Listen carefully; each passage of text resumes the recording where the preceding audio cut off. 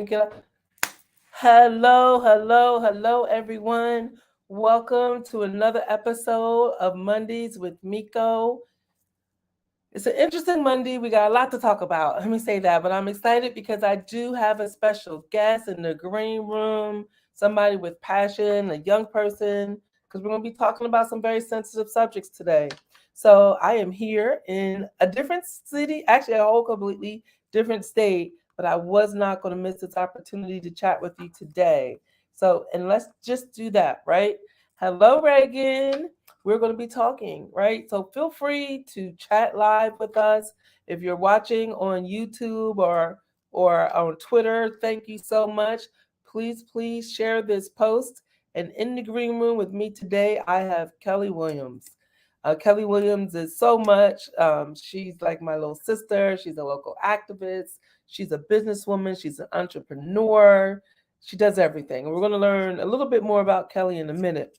But for today, what we're going to be talking about, we're going to talk about the abortion decision that the Supreme Court made. We're going to be talking about it from a millennial's perspective, from a young person's point of view, right? So coming on today, I wanted to make sure that we had some other perspectives and maybe a perspective that somebody in your house is not comfortable sharing out loud. Let me put it that way.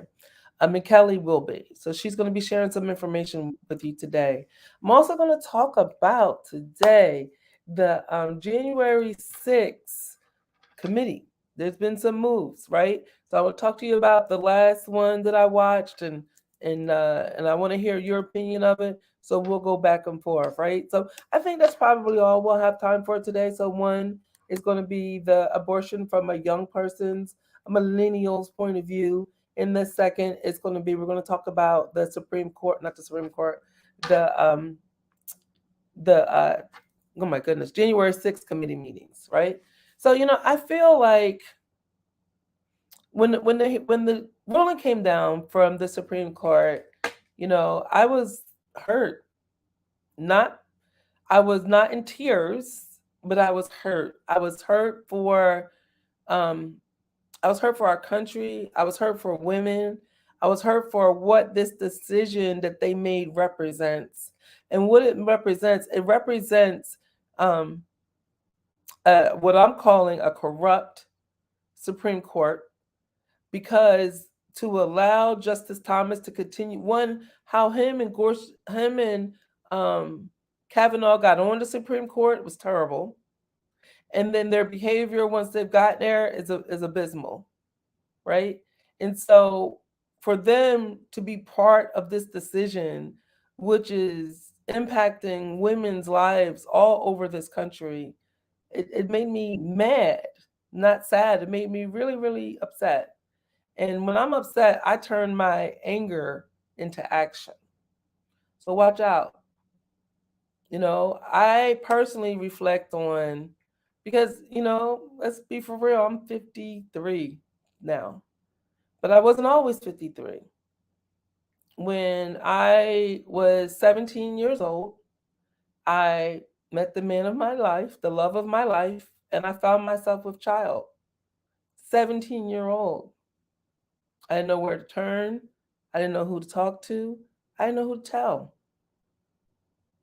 But I knew something was wrong.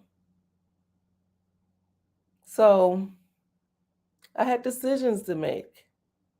And so people think about, what the Supreme Court did, and I've been watching the comments and the posting, and you have some men that are saying, well, what's the big deal? You could just go someplace else and get an abortion. Or what's the big deal? You just had the baby, you just make a decision. I was in high school. I had a whole future ahead of me. I had plans on going to Temple University. I was I was the only female in the very first computer programming course in my high school. I knew I was going to be a computer programmer. I was torn. And I had a decision to make. A 17-year-old young woman. So I sit here with this decision that's been made by people over 50 to reverse something that was a law, right? It was a law. And let me just give you some of the facts here, just for a second. And I'm gonna definitely bring Kelly on. I know she's chomping at the bits to get in. In January 22nd, 1973, Roe versus Wade became the law of the land. And it wasn't about abortion, it was about a woman's right to choose what's best for her body and what's best for her family.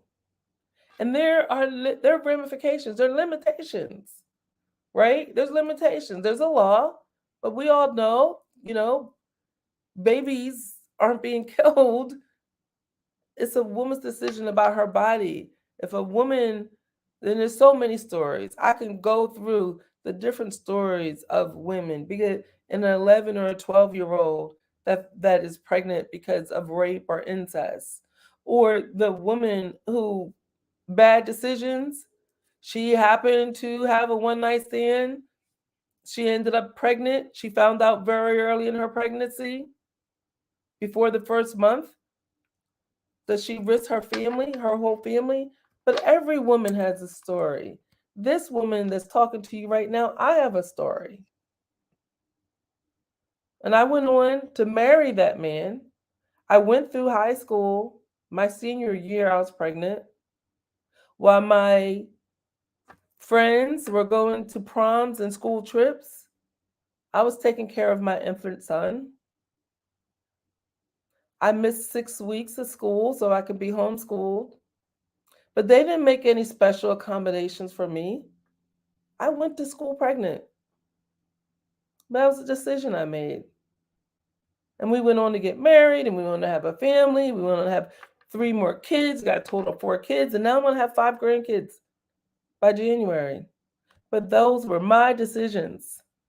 Nobody's business, no government agency. And so, one thing before let me go ahead and bring Kelly on. But again, every woman has a story, and I wanted to bring her on today. She actually reached out to me. She says, Miko, I got something to say. And I definitely wanted to give her the platform to say what she had to say. You guys need to hear from this young woman. So without further ado, I bring on my friend, my little sister, Kelly Williams. Thank you for joining the show, Kelly.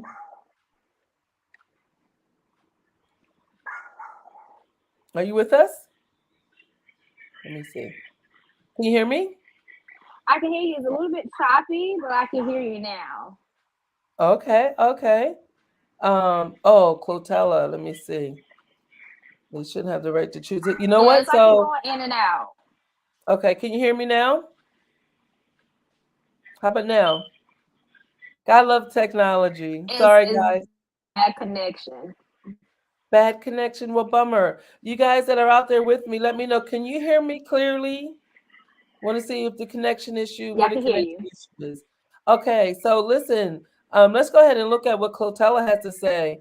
She says men, they would not have voted that way had they thought about daughters and mothers who were raped by a catfish. Exactly.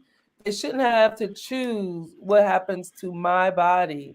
And I think that is a terrific segue. So Kelly, I'm going to go ahead and ask you a question, and Okay. before you answer this question, I would like for you to tell the people who you are, right? And so my question is kind of a segue. You can just who you are, kind of what you're all about, but at the same time, kind of, Clotella says that if they had to think about their daughters, they wouldn't have made this decision.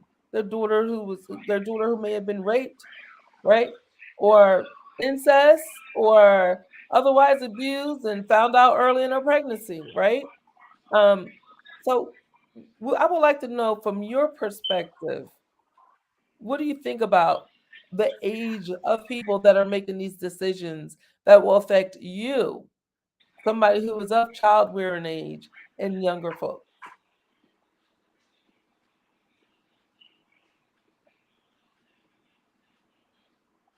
Well, hello everybody. I am Kelly R. Williams, of Mullen, South Carolina. I am community activist.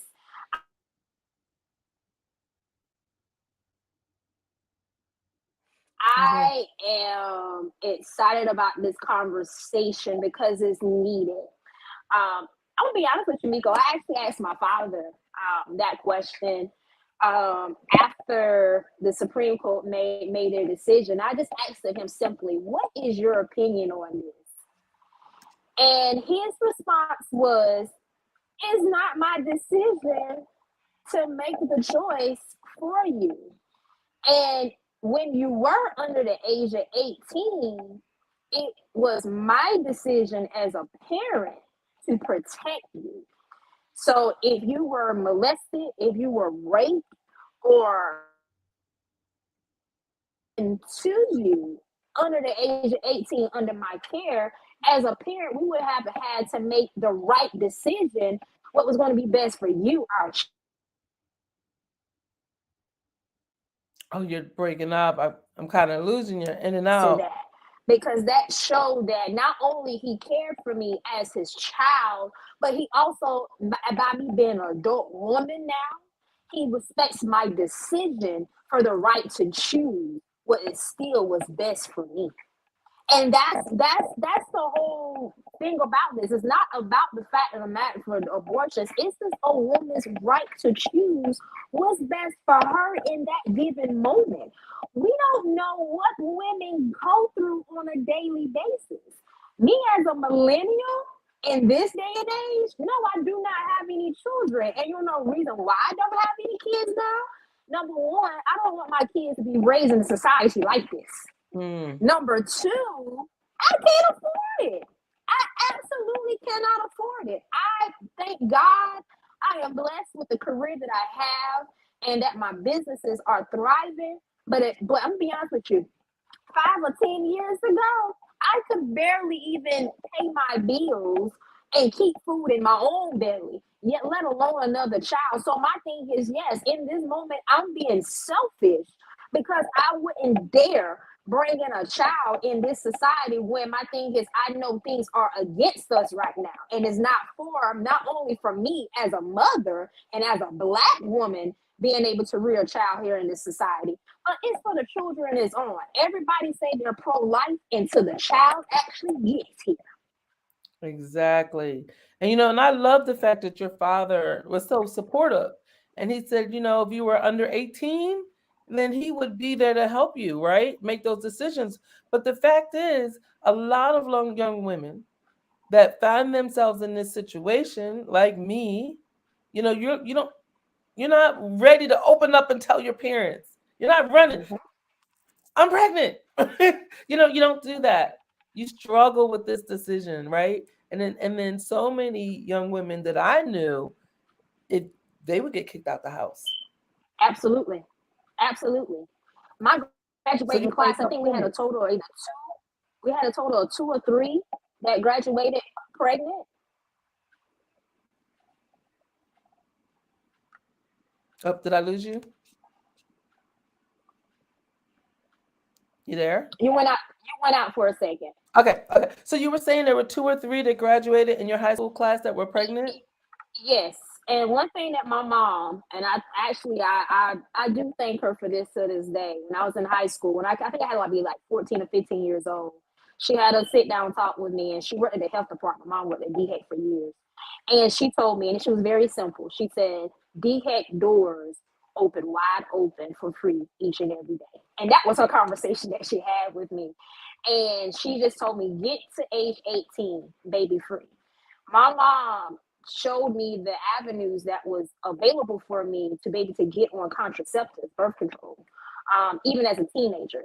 And because she knew, I don't care how much you teach your kids about abstinence and stuff like this. At teenagers, we're extremely curious. We just been curious. Our hormones are raging. It's going everywhere.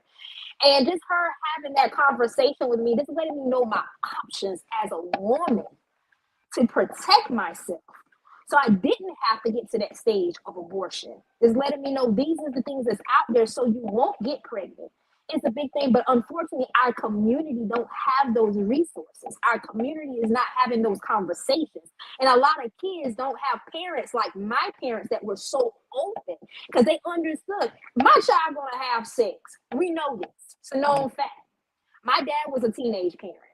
So it was a reality that they knew they couldn't stop if they even wanted to, but not knowing that their kid didn't want to have kids. And I just learned from my peers.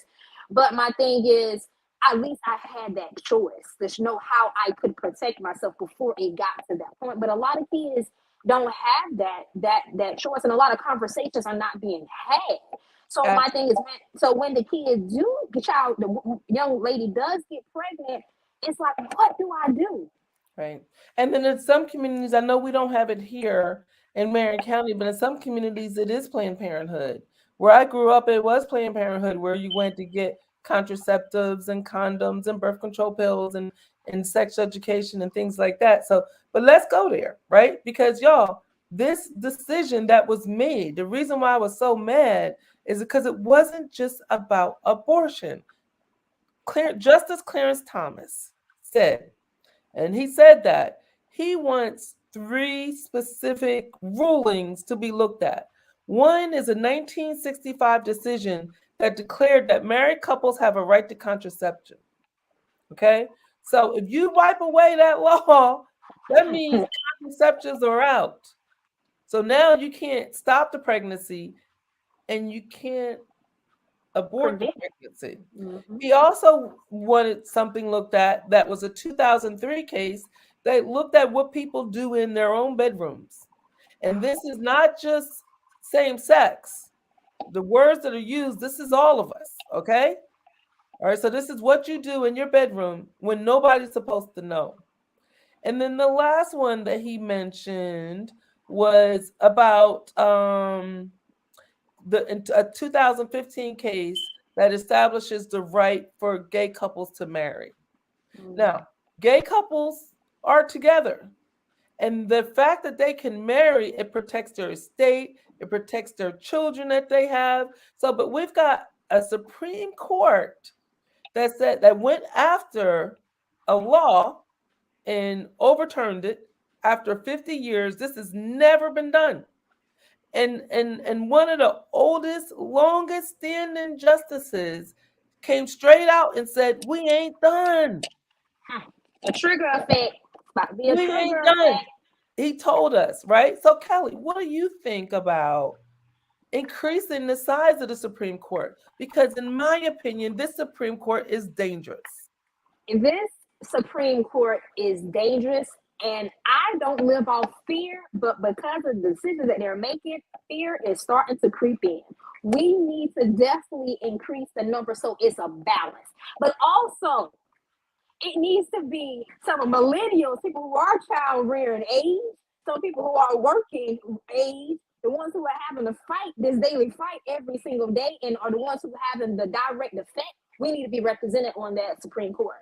It's plenty young lawyers and attorneys that is on fire and that's progressives that I feel like they should have an opportunity to be on that Supreme Court so we can have a voice. No offense to my elders, because without our elders, we would not have the way. I tell anybody, my elders, my ancestors gave me the path so I can run, and I'm running. But my thing is, it needs to be fair, clear across the board, because an 80-year-old man can't tell me at 31 years old what I can and cannot do in my life, period. I'm just being honest. He can't, and my thing is, especially, and also too, my thing is we have to respect that everybody has a different way of thinking. If you're conservative, fine. If you're moderate conservative, fine. If you're progressive, fine. If you're extreme progressive, like I am, fine. But we all have to respect everybody's opinion. And another thing too, our lawmakers and the ones that we hire, and like I said, hire on, they have to understand that y'all need to talk to your constituents. Do not make a decision without speaking to us first. I was very upset to know that one of our legislators here locally made a decision on behalf of the 70% of the African American, and who includes women here in this county, in the state of South Carolina, without even consulting us. Bring a forum, have a survey, talk to us and let us know before you make these decisions. March 12th of 2020, 11 million single parent households. And guess what percentage is headed by single mothers? What percent? 80%. Here in America, 80% is And so, headed by single mothers. And let's be clear, it is State Representative Lucas Atkinson who is a co-sponsor of the South Carolina heartbeat bill, right? I don't know of any town hall meetings he's had, because I would surely attend. And so here we are in the Marion County, where over 50%, 55% of the people who live in Marion County are female. Like you said, 60 to 70% are African American, but yet our voices aren't being heard. We the ones who are going to be directly affected at the end of the day. Exactly. But now that we're talking about bills, let's just take a quick little segue. Our friend Mia McLeod, she sponsored a bill called the Viagra bill. And what the Viagra bill said that men had to do the same thing to get that Viagra that women had to do to get an abortion. And so that meant that in order to get a Viagra pill, you had to go to the doctors, you had to watch a video, you had to get permission from your significant other, you had to go to the local sheriff. And in 46 counties, there's only one county where there's a female sheriff. So you had to go to your local sheriff. Then after you did all that, wait 24 hours, come back, go back to the doctors, and then get your Viagra pill. So does that sound ridiculous or what? Absolutely not. Let's be honest, because I know a man who's in his late 70s who has a 2-year-old. And so that means that in order to keep himself stimulated, he had to use Viagra. But yet you're trying to take my rights away in order for me to protect myself and how I want to move. But you got men out here that can willy-nilly just create kids, because without the man planting that seed into our egg, let's be honest. 100% of unwanted pregnancies are caused by men. Absolutely. 100%. And it goes back to that 80% being left as single mothers. Yes. Let's be honest. My thing is, if we're going to hold women accountable for doing things, let's hold men accountable for what their actions are. If you don't want the woman to have an abortion, you need to be present. And present don't mean financially. Right. Let's be honest. I work with children every single day. I have teenagers, and all of them, 100% of them, come from single parent homes, and it matters.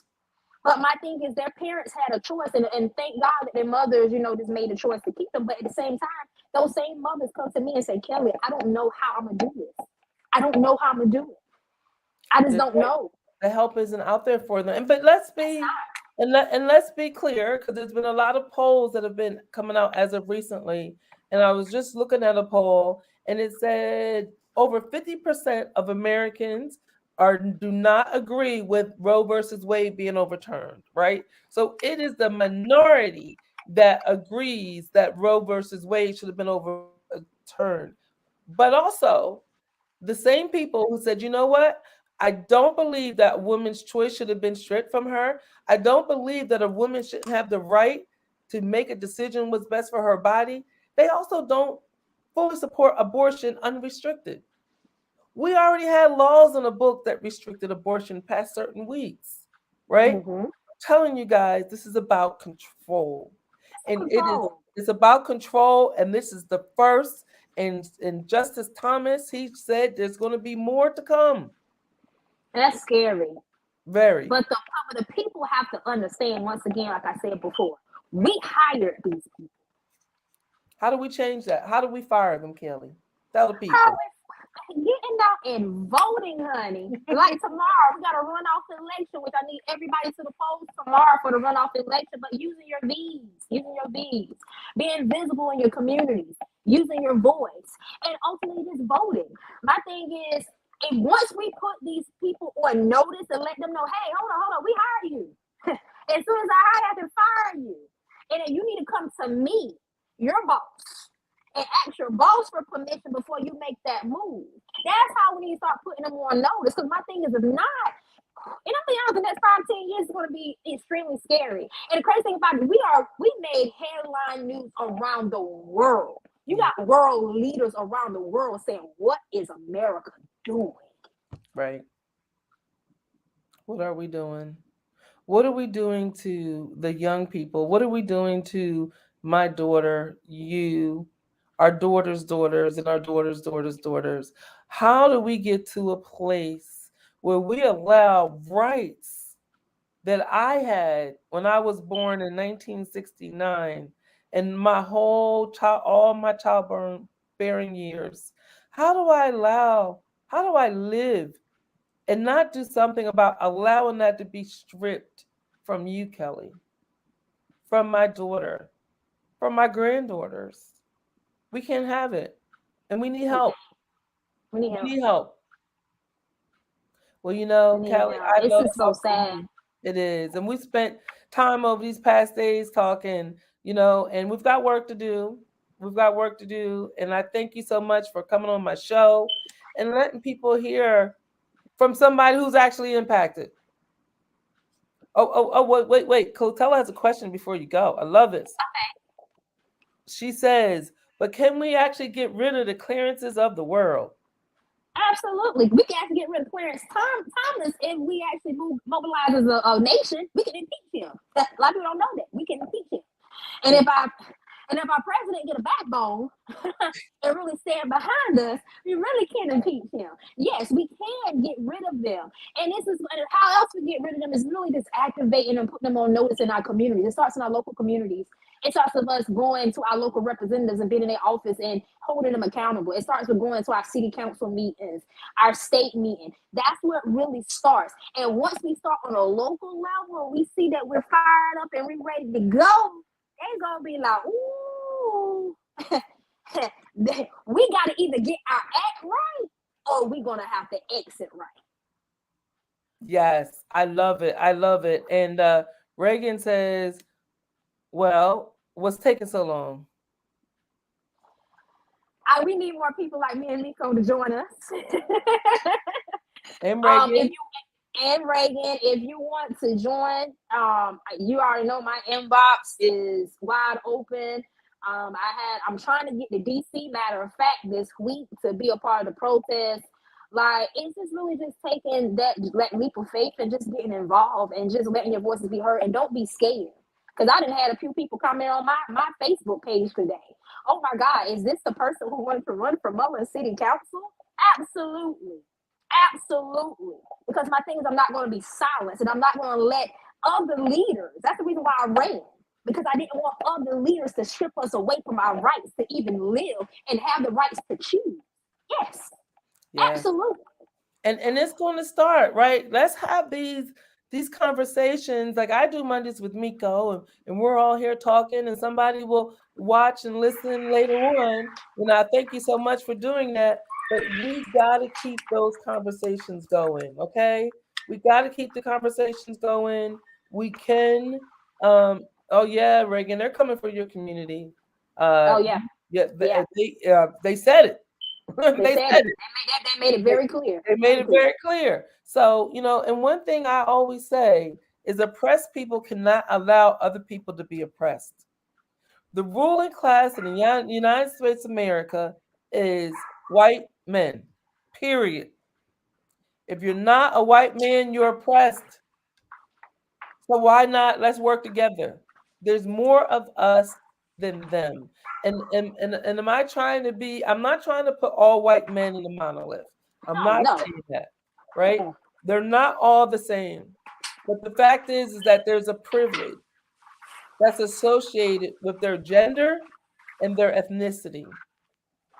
And the only reason why they get that privilege is because we allow it to happen. So with that, though, I could go on and on. The sun's coming in on me here. Kelly, it is so good to see you. And I will see you soon in the streets and probably on Thursday in DC. See you in DC on Thursday. All right. Have a good one. All right, bye. I just love her. I really do. I love her fire. I love her drive. And I was just like, let's hear from somebody that actually does have skin in the game. I'm not having any more kids. Let's hear what somebody like her has to say. So let's go on. And the second topic I wanted to talk to you guys about was the January 6th subcommittee hearings. Y'all, okay, so the last one, I don't remember what day, I think it was Thursday. They had a couple people, they had the Speaker of the House speak about what was going on in Georgia. Basically, y'all, Trump was blowing up people's phones. Like he was making phone calls, Rudy Giuliani was making phone calls, and they was like making so many phone calls to people to try to get them to overturn the election or find votes, find a certain number of votes, that people stopped taking their calls. How crazy is this? Like literally stop taking the calls. So that's kind of nuts. That's kind of nuts. And but the harassment that went on, they described harassments like uh let me give you an example. You know, people was getting harassed. The Secretary of State was getting harassed because he came out and said that the election was legit. So he was getting harassed. People were saying, "Oh, you need to do this, you need to do that."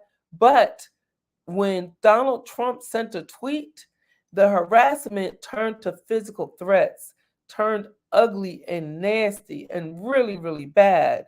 And this guy, Rusty Bauer, who's the Speaker of the House, his wife and him were taking care of a terminally ill daughter. And again, Trump started directly tweeting about this guy and what he needed to do and how he didn't have the back. The people, the people that Trump was controlling, because remember, over the past couple Mondays with Miko, it's of this girl's opinion that these folks were being programmed, they were being suckered, duped by the Trump campaign and Donald Trump, who was the puppet master, right? Because if somebody is sending you 25 emails and 15 texts every single day, all day long, telling you that they need you, that the election is corrupt, you're going to start to believe it. So these people went out to their house, and he had inside his house a daughter who was dying. This was in December. His daughter died January 12th, 6 days after January 6th insurrection. So imagine how this poor girl had to spend the last days of her life with her mother and father right there by her side. They talked about that at the January 6th subcommittee meeting. And they also had two sisters on. So sisters, Sistas, but they were actually mother and daughter. So the daughter was Shay and the mother was Ruby. And so remember they talked about like, oh, they had the video playing. They were trying to say that they were hiding votes underneath the desk and basically including Donald Trump's own guy. And I know I'm kind of dark, the sun's coming in, but Donald Trump's own guy comes in and says, let me see if I can adjust the camera. Yeah, that may be better. Donald Trump's own guy comes in and says, hey, look, no, that's baloney, bar, right? Said, no, that's baloney. That's how they move votes from place to place. She didn't do anything wrong. Stop harassing a woman. Never stopped harassing a woman. People showed up so Ruby's the daughter, Shay's the mother, showed up at the grandmother's house. They were terrified. They could not go home. Their phones were being blown up. And here's the interesting thing. Some of y'all watched the BET Awards like I did last night. And Kanye West, whatever the heck he was doing, that was crazy. But don't you know his publicist went to Ruby's house and pretended to be there to help and then turned and was threatening her? They had this whole Trump had a major campaign that he was doing to try to undermine the election before the election and after. This is for real, y'all. And this is coming out. This is coming out in these January 6th hearings. Exactly what Trump was doing. And these people are testifying, and their testimonies are moving. They bring you to tears. They're talking about how their life has changed. Um, Not Ruby, but Shay. She did not go back to work. And when they asked her, well, how many people that worked that worked the polls went back to work, full-time staff members, she said no one. Everybody's terrified. She can't go back home. Ain't that crazy? Our president of the United States was at the helm of this. And so there was so much. But to me, those were some of the highlights. Him blowing up the phone and stuff like that. That's crazy. This is crazy. So the congressman said, okay, y'all, we've had all of the hearings that we said we're going to have. We're going to regroup and we're going to come back to you in July. So I was like, man, that's it. I wanted some more, because it was getting kind of juicy. And it isn't nothing. There was some stuff that we didn't know, like the level of harassment, the threats that were happening to people. That's all very scary. The planning, the purposeful planning, the involvement of Rudy Giuliani, how Attorney General Barr was like, you know what? I've been telling them this is all BS, but they kept doing it. So all that stuff came out through the hearings. But guess what, y'all? They announced today they're having a special surprise hearing tomorrow, I think at 1:00. Yeah, tomorrow at 1:00. So I am going to be watching. I want you to watch because this is a surprise one. This is not one that's planned. Remember I was saying how everything was really scripted? He's allowed to run again. So, yep, he won't be. I don't think he's going to be allowed to run again, Clotella. I think it's going down.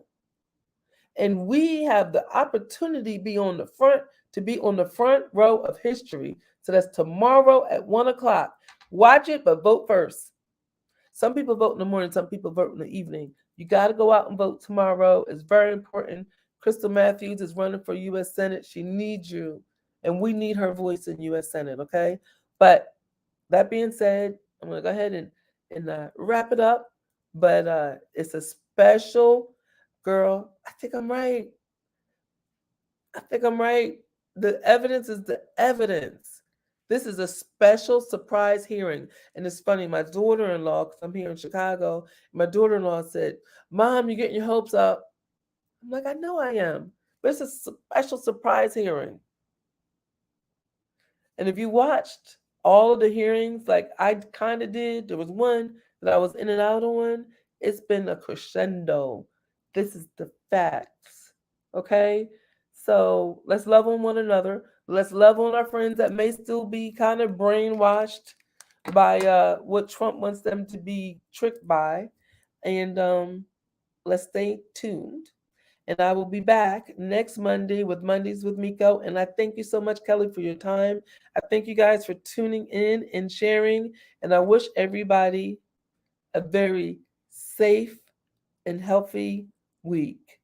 COVID is out there. Make sure you wear your mask. It's very bad. Bye, guys.